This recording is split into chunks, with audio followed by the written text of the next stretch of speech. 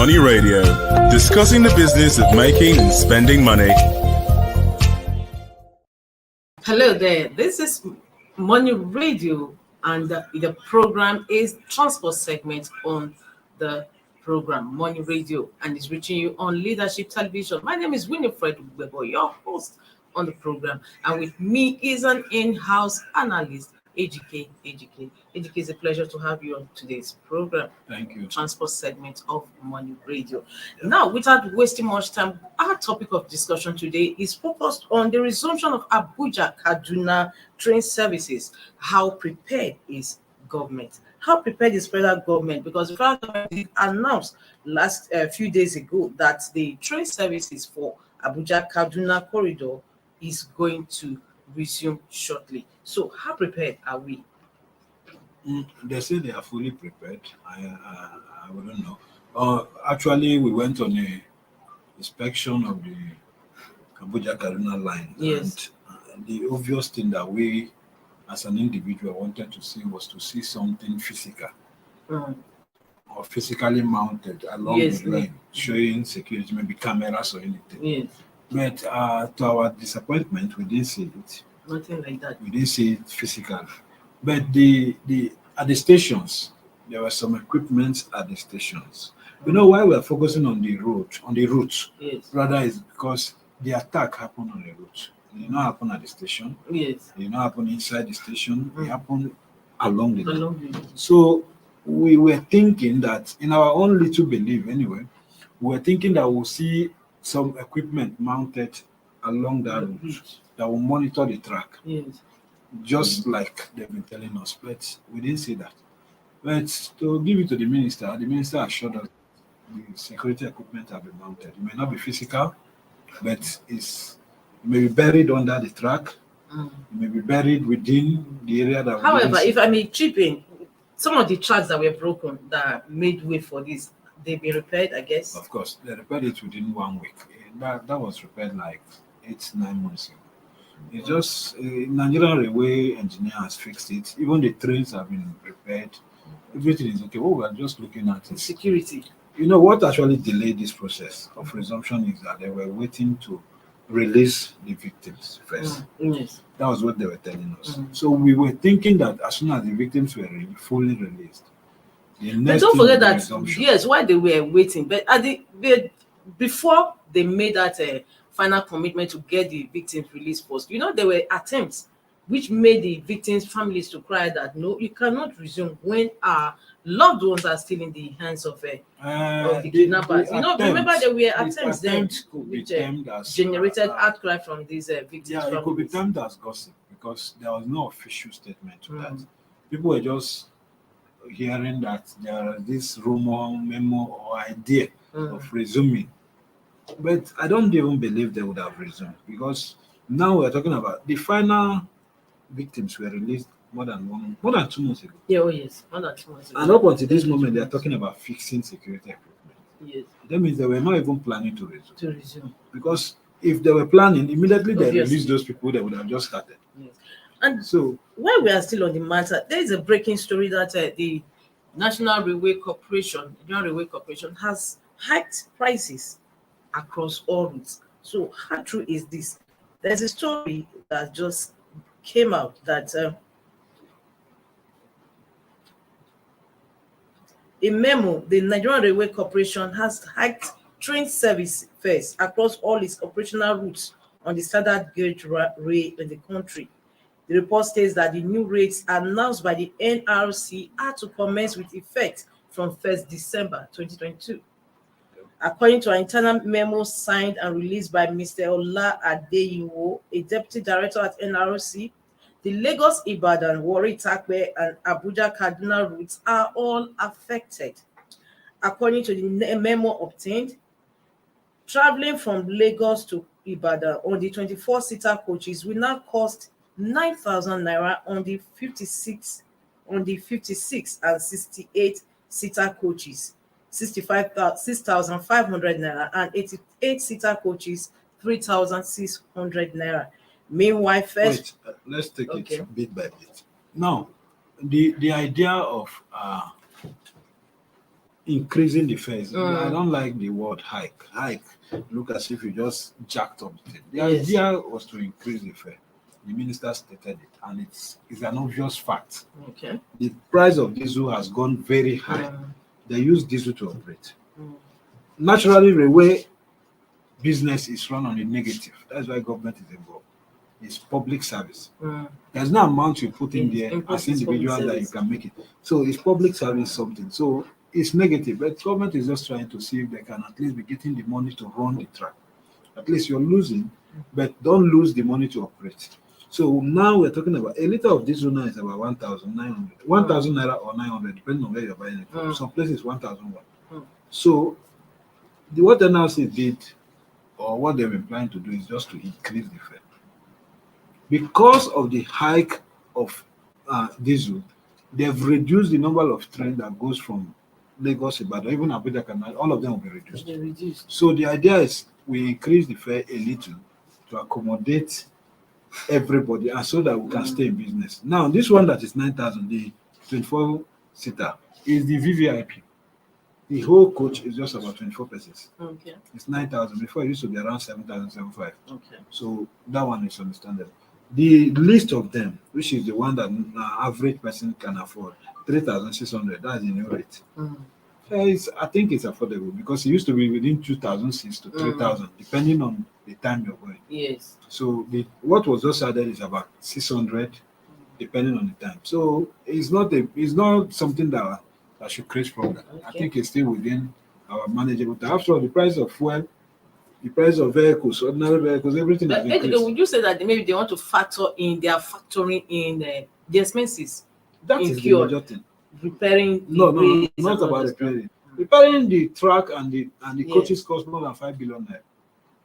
And the equipment that we're talking about is just 3 point something billion, only the equipment. Yes. So it can't be about the loss. It's all about staying in business. Okay. They can't keep drawing from Okay. government all the time. Okay, to let's go buy on. business. Meanwhile, fares for Lagos to Abuja have been raised for the 24-seater coaches to 6,000 naira, 56 and 68-seater coaches 4,500, and 88-seater coaches 3,000 naira.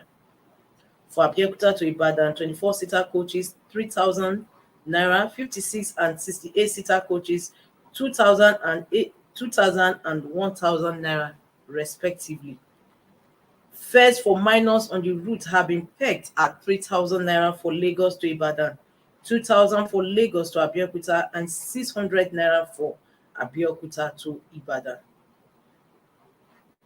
For the Warri Itakpe train services, Ujewu to Itakpe on the 56-seater coaches will now cost 9,000 naira, while on the 8-seater coaches it will be 5,000 naira.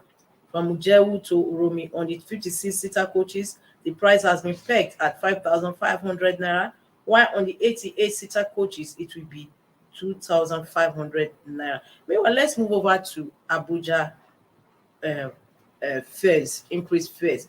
For the Abuja-Kaduna train services, from Idu to Rigasa, the price has been pegged at 9,000 naira for 24-seater coaches, 6,500 for 56 and 68-seater coaches, and 3,600 for 88-seater coaches, while minors will pay 3,000 naira flat. I think it's just the same thing as the Lagos Ibadan fares.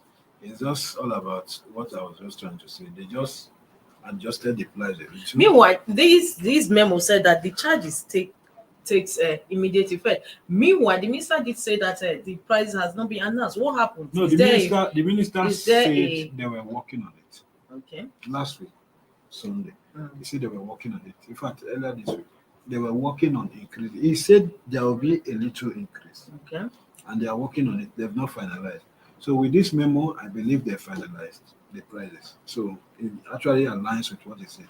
Then about resumption, he also said he will announce. They were supposed to resume 28. Yes. After he's touring the facility, he discovered that maybe they need a little adjustment or thereabout. Abuja-Kaduna, in fact, this memo, I think it's better we understand it. This memo said the fares has been increased, hiked. Yes. It's not the resumption of Abuja-Kaduna. No, yes. It's just I think it's something that we need to understand. Yes. What it means is that whenever they are resuming, this is the price you are going to pay. Now, the minister said between 26th November to December first week they will resume. Mm. So we don't have a definite date yet. It may be 1st December.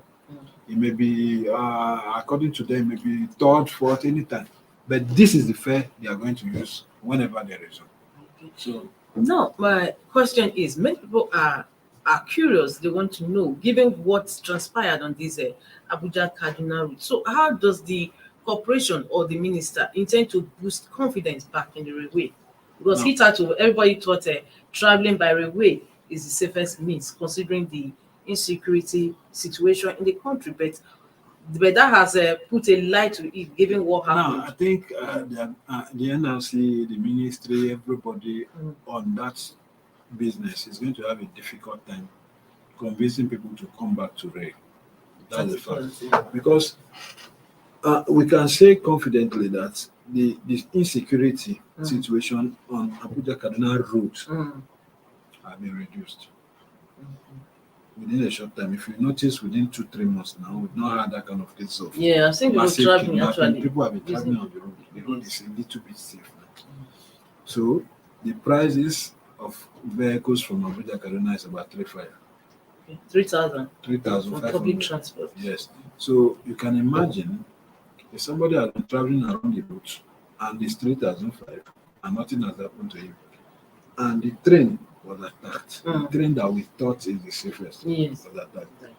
Now you want to convince them to come back to the train, and you're even increasing the price from 2,006, 3,000 to 3,006. It means you need to do a lot of work.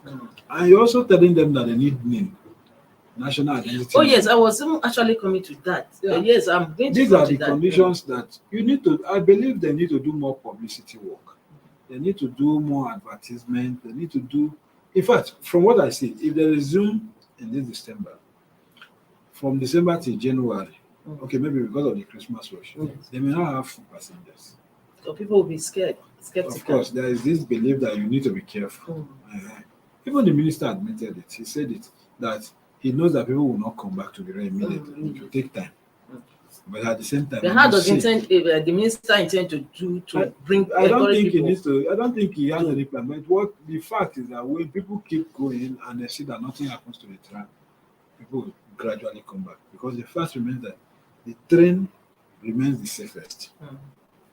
Apart from this incident that happened, and airfare is expensive. Airfare is out of the game.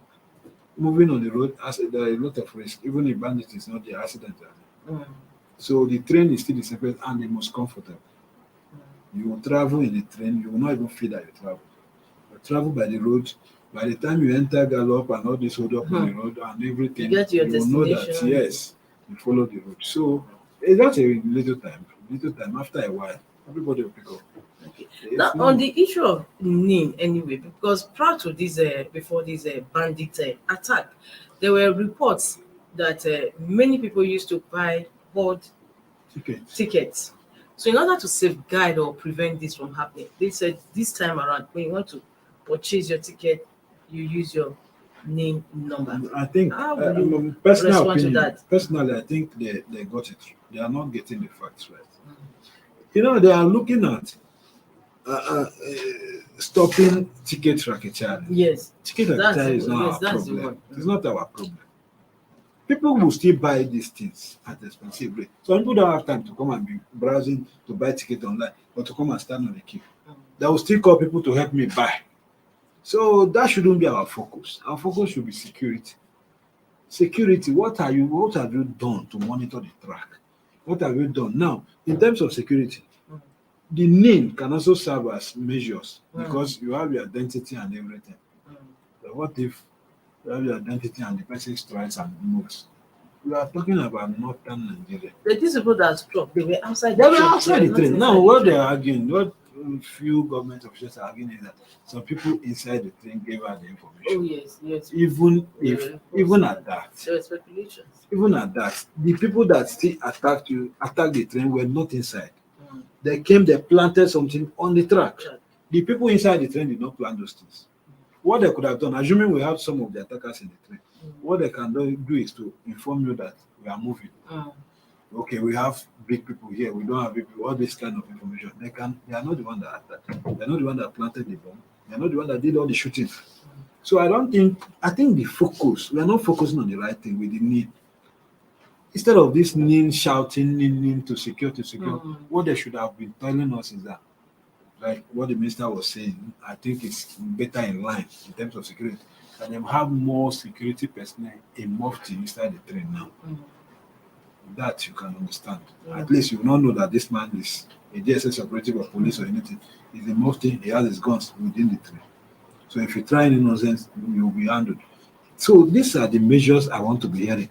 That when you're traveling now, the funny thing about this Abuja-Kaduna is that there are poles, electric poles along that route. There are some equipments you can mount on the poles. It will be watching the tracks for you. So many people may not even know that thing is a camera. And you use it to monitor the track so that when anything happens, you get the signal and you're seeing it. Okay, you are saying that I thought that we should be mounting that kind of equipment. But what they are saying is that they have equipment that will help the driver of the train to see a few distance before he gets there. Okay.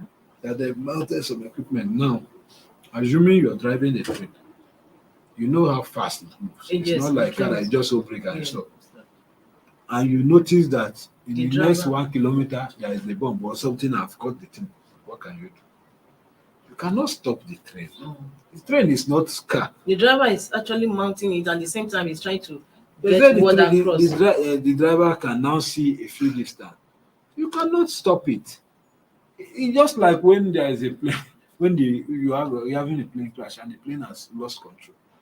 The pilot is seeing that it's falling now, but he cannot stop the plane from falling. So that is the fear. You can't, I don't think, but let's trust them with the equipment. I personally, and with a few of the journalists that went on that, we were expecting to see physical things, but we didn't see that on the route. But with the assurance that the minister has given, do you actually believe that the train is safer now? Everything that will secure the train and the passengers have been put in place. So we are believing. Okay. So when is it likely for the trains to resume? I don't think more than first week of December. First week of December. It should be within this first week of December. It No. shouldn't be more than that. Okay. Because everything is already in place. Just a little. Talking about train service, you did mention that train services being offered by federal is more or less a social service. Now, are there situations whereby they make exemptions for those that are not how can I call it? Those that are physically challenged? Yeah, I think in all the train stations there are places where they move through. The people using this wheelchair. Yeah, of course, I think it's added in the whole of the buildings I've seen. There are things. There are provisions for that. But what about making payment for them? Because we saw that with the price increase, just children that the prices are down. What about those that are also physically challenged? No, those that need all these things. Some physically challenged people are richer than people. Physically challenged is not a disease now. It's just something that happens. Many are not working. Anyway. No, except the people who are not working. Some of them are millionaires. So it's not a big. What they normally consider is your infrastructure. Did you make provision for them to move free? But most times in developed countries too, in developed countries, you want to talk about even the elders. Even the elders, you make provisions for them. We have not done that because we saw that children they were exempted. Children prices were reduced for them. Yes, like when you're traveling with your children. Yes, I know. So I was like looking at these not so privileged group. We could have also made a section for them. The people who are poor are bigger than the people who are rich. So you make provisions for them. Obviously, our time is up. This is where we draw the curtain on today's transportation segment on Money Radio, reaching you on Leadership Television. With me in the studio has been AGK, an in-house analyst, and I'm Winifred Weber. Don't forget, same time, same station. Next week is another day. Bye.